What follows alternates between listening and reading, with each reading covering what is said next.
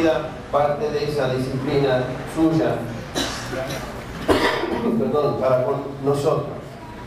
Aún aquellas cosas que aparentemente no tienen sentido, Dios está llevando a cabo su propósito. Pero para eso debemos entender qué es la disciplina de Dios. ¿A qué se refiere? Notaron que hace unos minutos usé la palabra entrenamiento. La palabra que en este pasaje se traduce 9 veces como disciplina es la palabra griega paideia, de donde sacamos nuestras palabras castellanas tales como pedagogo o pedagogía, que tiene que ver justamente, lo siento mucho hermano, van a tener que sufrir conmigo. La culpa la tiene Guillermo, que me invitó a predicar. ¿Qué quiere decir pedagogía? Bueno, se refiere, aún en nuestro idioma, a la instrucción y entrenamiento de niños. Un pedagogos en esa época era un instructor, justamente un educador de niños. Entonces la palabra disciplina o disciplinar en este contexto se refiere al entrenamiento de Dios de sus hijos. No las encuentro, las tengo por aquí. Hermanos, lo siento mucho. Yo soy peor hoy que un celular que suena en mi servicio.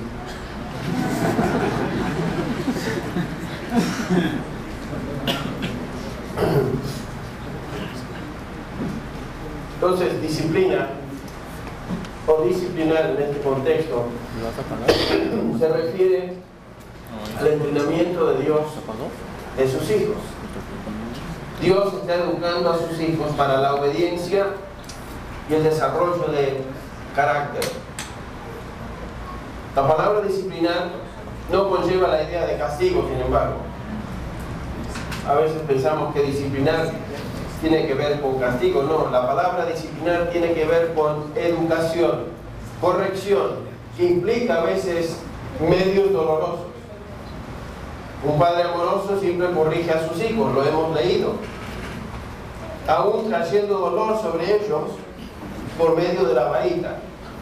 Yo recibí, recuerdo muchas veces ese tipo de trato por medio de mis padres.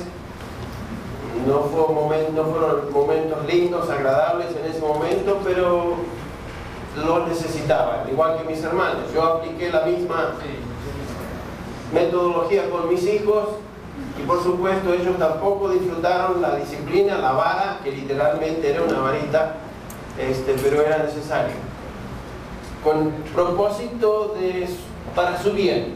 Y es justamente lo que Dios hace con nosotros. La corrección implica a veces medios dolorosos. Dios usa medios dolorosos en nuestras vidas para enseñarnos. La corrección no se lleva gritando a nuestros hijos cosas. Hay padres que gritan a sus hijos, los amenazan, les dicen cosas como: mira, si no te portás bien te va a agarrar el cuco, o si no te portás bien le voy a decir a tu papá y vas a ver cuando venga tu papá cómo te va a dar una buena paliza. Dios no nos trata así. Dios no nos amenaza, Dios no nos grita, pero sí Dios nos disciplina. Existe una gran diferencia entre el castigo y la disciplina.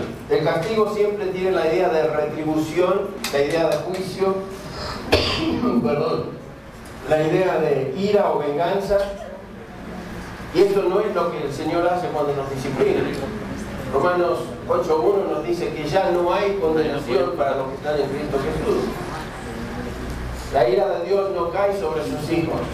La ira de Dios es algo que Él se reserva para aquellos que no le conocen, aquellos que le rechazaron. Por ejemplo, 2 Tesalonicenses 1:8 nos dice ahí Pablo que Dios dará retribución a los que no conocen a Dios y a los que no obedecen el Evangelio de nuestro Señor Jesucristo.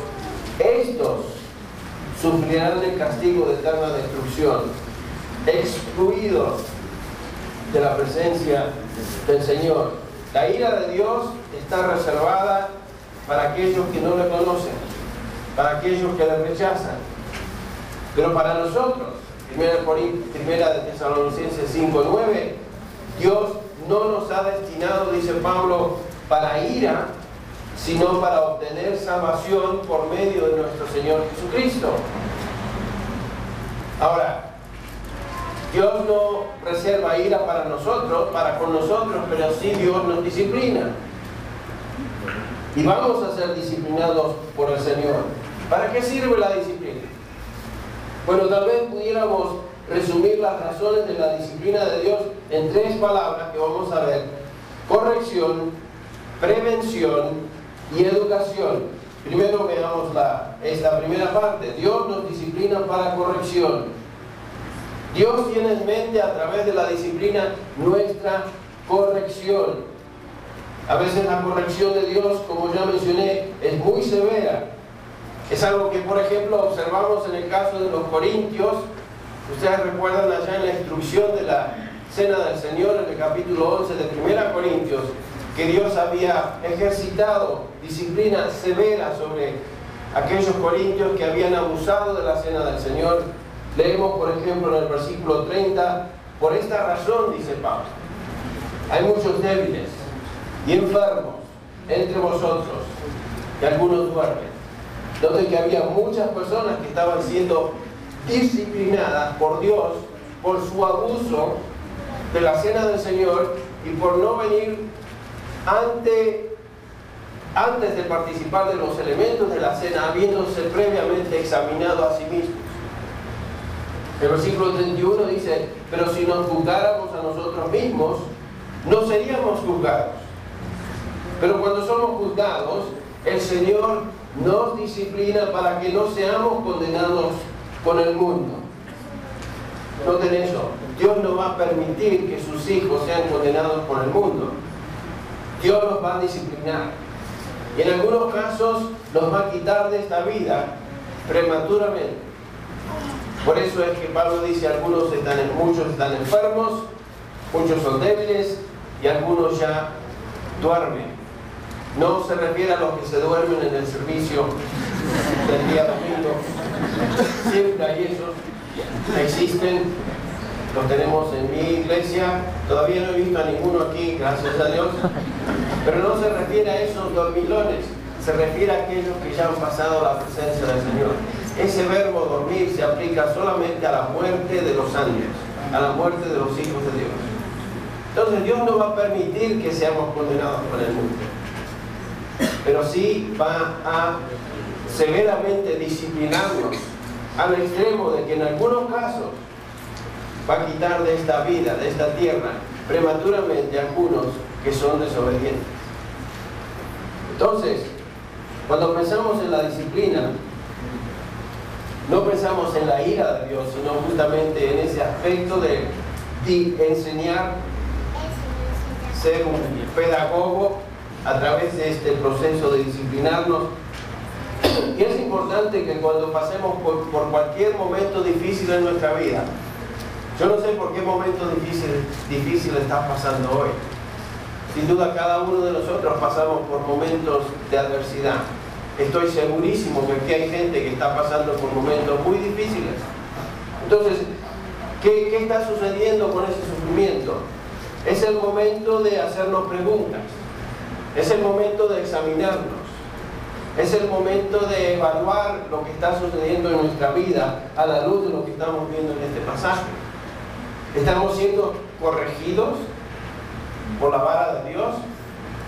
¿Por causa de algún pecado escondido o tal vez disfrutado? Algo que no estamos confesando y que nos está contaminando. Algo que sabemos que está mal y sin embargo continuamos haciendo aquello que nuestra conciencia nos dice que está mal. Si ese es el caso, Dios va a disciplinar. Entonces, si estás pasando por una situación muy dura y difícil, es momento de hacerse preguntas. Pero aún cuando estamos siendo disciplinados, noten que no es para condenación, nos dice el versículo 32 de 1 Corintios 11, no es castigo, sino corrección. Dios desea y busca quitar de nuestra vida todo aquello que nos contamina, y a menudo tiene que usar la vara de disciplina para corregirnos por pecados que toleramos en nuestra vida. Es importante hacer ese tipo de examen. Señor, ¿por qué estoy feliz? Muéstrame por tu Espíritu, ayúdame a ver en tu palabra. Hay algo que estoy haciendo y permitiendo en mi vida que es causa de tu vara disciplinaria sobre mí. Es importante hacer las preguntas. En segundo lugar, la disciplina de Dios es para prevención. Dios a menudo nos disciplina para impedir que caigamos en cierto pecado. Él nos protege en ese sentido de caer en algo que sería muy dañino para nuestra vida. Él nos separa de cosas que nos contaminan, que nos corrompen, por medio justamente de la disciplina. Y cada uno de nosotros podemos mirar hacia atrás en nuestra experiencia cristiana y ver cómo el Señor nos ha prevenido a veces en situaciones muy difíciles donde podríamos haber caído en un pecado grande. Por ejemplo, el apóstol Pablo en su propia vida nos indica o nos ilustra cómo el Señor disciplina para prevenir cosas peores. En 2 Corintios 12:7, un pasaje que conocemos muy bien, dice Pablo: mirad la extraordinaria grandeza de las revelaciones, por esta razón, para impedir que me enalteciera, me fue dada una espina en la carne, un mensajero de Satanás, que me abofetee para que no me enaltezca. Es lo que está diciendo Pablo. Esa espina que nos describe acá como un mensajero de Satanás, que no sabemos exactamente a qué se refería. Eso que el Señor había permitido en su vida era disciplina no para corrección, sino para prevención. Aparentemente el apóstol Pablo, dado su llamado, dado las experiencias que él había tenido, dado las visiones que él había experimentado, que aquí se mencionan en este capítulo, posiblemente tenía la tendencia a inflarse, exaltarse, como él lo dice. Y cada uno de nosotros tenemos tendencias, ciertas áreas de debilidad. Y el Señor a veces envía disciplina en nuestra vida para mantener eso bajo control. Es justamente lo que le sucedió al apóstol Pablo. Aunque él rogó 3 veces al Señor: quita esto de mí, el Señor le dijo: ¿qué? ¿Se acuerdan? Bástate. Y gracias. A veces todo lo que necesitamos en medio de la aflicción es la gracia de Dios, hasta que Él determine que esa disciplina ya cumplió su función. Entonces, el Señor trae sobre nosotros situaciones difíciles que tienen el propósito de impedir o prevenir el pecado, en el caso de Pablo. Una tercera razón por la disciplina de Dios es educación o entrenamiento. En un sentido ya lo hemos dicho. La disciplina tiene el propósito de enseñarnos a vivir más cerca de Dios. Lo he dicho en ocasiones, pero Dios no desperdicia la aflicción en la vida de sus hijos. Dios siempre envía disciplina y aflicción a nuestra medida, lo que nosotros necesitamos. Y es para ayudarnos a entender que debemos vivir más cerca de Él. Y nos está educando. El caso de Simón, ustedes recuerdan allá en Lucas 22, o Pedro, el Señor le dice: Simón, Simón, mira que Satanás os ha reclamado para zarandearos como a trigo, pero yo he rogado por ti para que tu fe no falle, y tú, una vez que hayas regresado, ahora fortalece